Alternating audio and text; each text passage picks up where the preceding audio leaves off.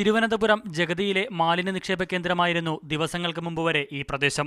എന്നാൽ CPM സംസ്ഥാന secretary Pinarayi വിജയന്റെ നേതൃത്വത്തിൽ നടത്തിയ ശുചീകരണ പ്രവർത്തനത്തോടെ ഇവിടം ആകെ മാറി.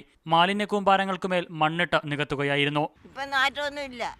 ആദ്യം നാറ്റം ഇഷ്ടം പോലെ ഉണ്ടായിരുന്നു. കഞ്ഞി വെച്ച് കുടിക്കാൻ കൂടെ പാടില്ലായിരുന്നു. നഗരസഭയുമായി സഹകരിച്ച എരുമക്കുഴിയിലും കരമനയിലും 30-ലധികം എയറോബിക് വേസ്റ്റ് ബിന്നുകൾ സ്ഥാപിച്ചു. മാലിന്യം വഴിയിൽ തള്ളുന്നതിനു പകരം ഇത്തരം കേന്ദ്രങ്ങളിലെത്തിച്ചാൽ ശാസ്ത്രീയമായി സംസ്കരിക്കും.